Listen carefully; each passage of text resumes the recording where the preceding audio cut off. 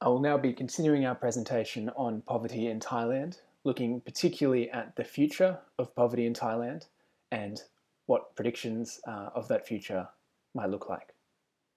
So Thailand is the second largest economy in Southeast Asia, following Indonesia, which is the largest economy in the region. And although Thailand does occupy this position, individual Thai households still remain exposed to the risk of poverty. It is quite a fluctuating poverty rate. It's not one that is constantly growing or is constantly the same.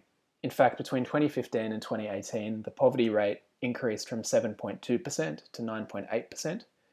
And this related to an increase from 4.85 million people living in poverty to more than 6.7 million. So it's quite a volatile poverty rate. Now, according to the Thailand country manager from the World Bank, Birgit Hansel, she stated in a recent 2019 report on the economic situation of Thailand and poverty rates in Thailand that recent poverty trends demonstrate that despite Thailand's level of economic development, households are still vulnerable to shocks and weak economic conditions.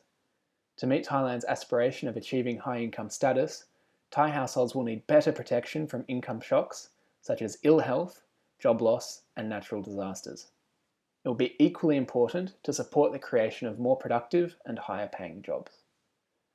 So what Ms. Hansel is saying there is effectively that Thai households, or many Thai households, run the risk of falling into poverty if big events occur. So if things such as ill health, job loss, or natural disasters cause disruption to the economy, this could be reflected quite strongly in poverty rates. There's not as much of a buffer that standard Thai households might have. Now, looking at some of the things that might cause this disruption to the system and might cause these changes in poverty rates, we can see that a major one recently is the coronavirus pandemic, which is pretty much dominating discourse globally at the moment. Now, the World Bank itself has warned of, quote, substantially higher risk, end quote, among households that depend on industries particularly vulnerable to the impact of the virus. Now, quite clearly, tourism is one of those industries that has been particularly hard hit by the coronavirus pandemic. You can see by the fact that there's not flights operating to Phuket anymore, the fact that foreign residents are unable to actually enter Thailand unless it's extreme circumstances. So tourism has been quite affected by this current pandemic. And tourism itself is very crucial to the Thai economy, with a lot of jobs and a lot of incomes depending on it. So the fact that this has been affected by the coronavirus means that in future it can be expected that the poverty rate might also be correspondingly affected. So as the economy is hard hit, so too are people who rely on that economy and rely on these jobs for their day-to-day cost of living.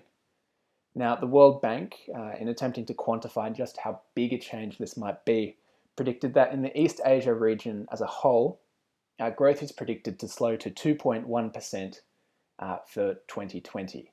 Now, this is in comparison to an estimated expansion of 5.8% in 2019.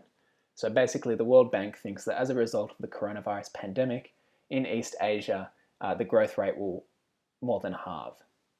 So this is quite substantial and can be expected rather, to impact poverty rates in Thailand as well.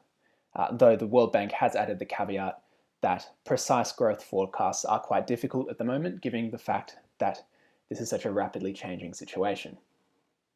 Now, another thing that could cause disruption to the system and cause impacts to the poverty rates in Thailand in future is political instability.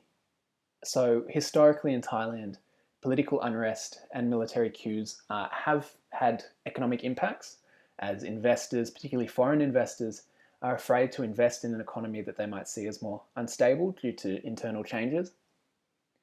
So correspondingly, poverty rates do tend to mirror this.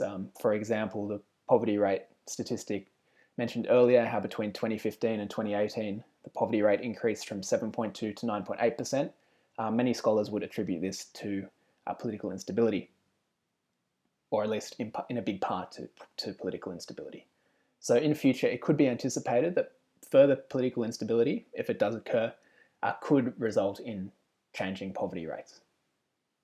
Now, another thing just to mention as well is that income inequality can also be a factor that impacts poverty rates within a country.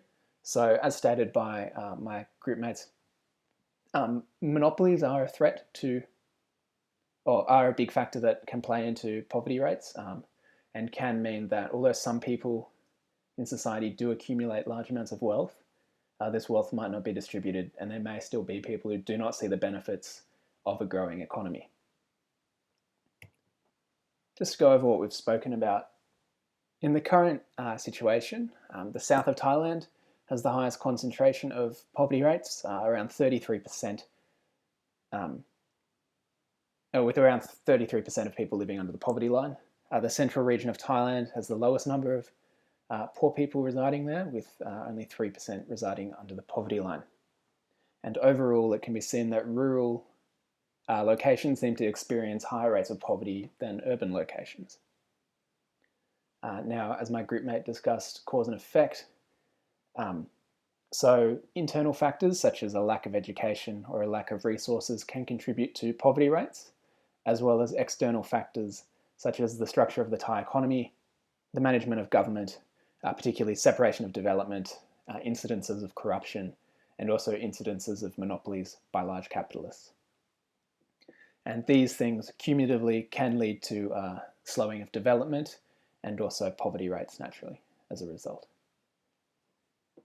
Now, solutions that have been proposed and have been mentioned include changes to education policy to ensure that more people are educated and able to use that education to gain income for themselves and their families. Changes to health policy to make sure that when people fall ill, this doesn't result in them falling into poverty or exacerbating already existing poverty conditions. Also changes to policies of social development and human security so that people are less exposed to that risk that I talked about earlier, where if big things happen, people might not necessarily be hit quite as hard or might not fall through the cracks. And finally, also the One Tambon, One Product project. And also finally, as I've mentioned, looking to the future, we can see that although Thailand does occupy a position as the second largest economy in Southeast Asia, individual Thai households across the country are still exposed to risk should big events happen. Some of those big events, which can quite impact poverty rates, are global viruses or even just localized viruses, and the coronavirus is a good example of that. Also, political instability in the future could impact poverty rates. And finally, income inequality is also a factor playing into poverty rates around the country. And that concludes our presentation.